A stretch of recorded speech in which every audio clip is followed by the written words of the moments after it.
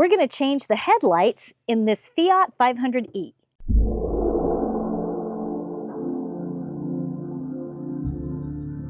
So my 500e does not need a lot of maintenance, but of course, like any vehicle, I do have to replace the headlamps every once in a while.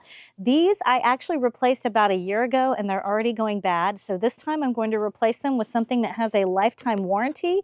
This is an LED Ultra by Sylvania, which I got at the nearest O'Reilly Auto Part.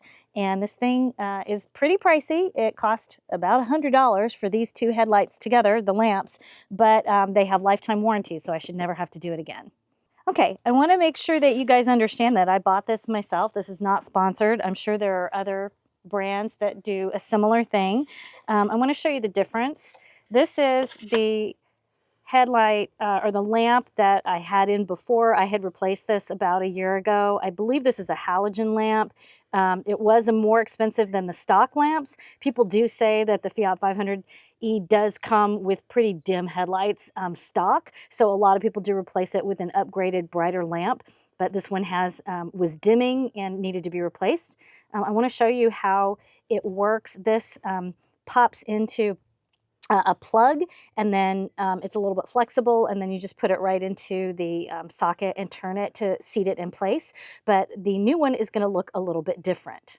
So you can see this is very different. This is an LED light, very different.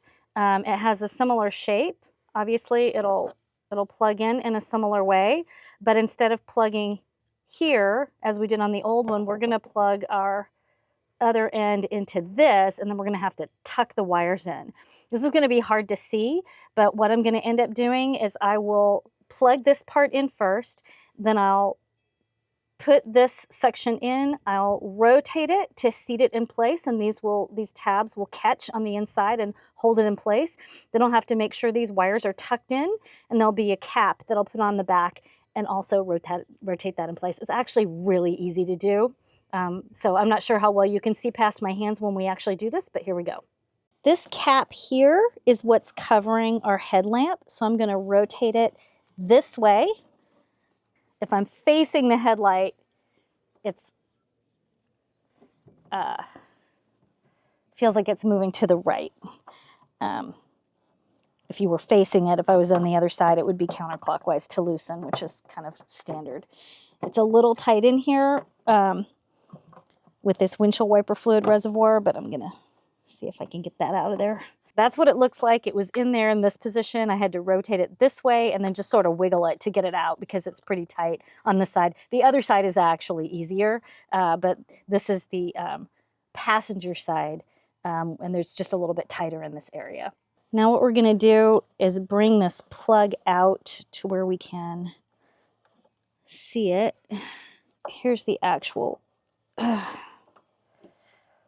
old headlamp. You can see how it's attached with some wires with this plug. We just have to undo this clip and pull it out. There's the old one, just like we saw before. And we're going to attach our new one to this. Here's the new one. Again, we've got this long wire that attaches to the plug there. We'll make sure that's clipped in nice and solid. I'm going to try to get the wires in there first before I put that lamp in. It's very tight. It's a good thing I have small hands. Now, if you're doing this with a halogen bulb, I just want to make sure everybody knows you don't want to touch a halogen bulb with your bare fingers because the oils in your hands will cause a hot spot on the bulb as it heats up, and it can cause it to blow out. So there have been lots of stories in the past when people used halogen bulbs commonly that they would just get you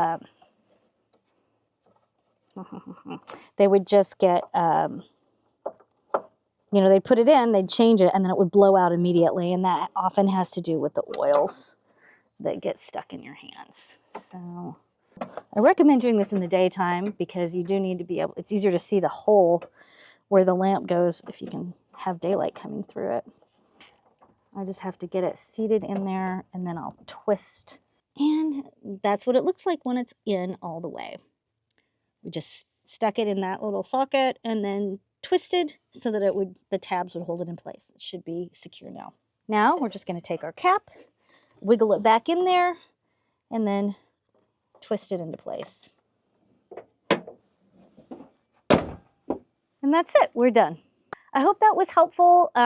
As you saw, I did this with no tools. I'm not a mechanic. I'm not super mechanically inclined, but that was pretty easy. It did help to have small hands. So actually, if you're female or young and you have small hands, that might be an advantage for you. It was, pretty obvious how it worked, and I didn't have any trouble getting it done. So I hope you have the same experience.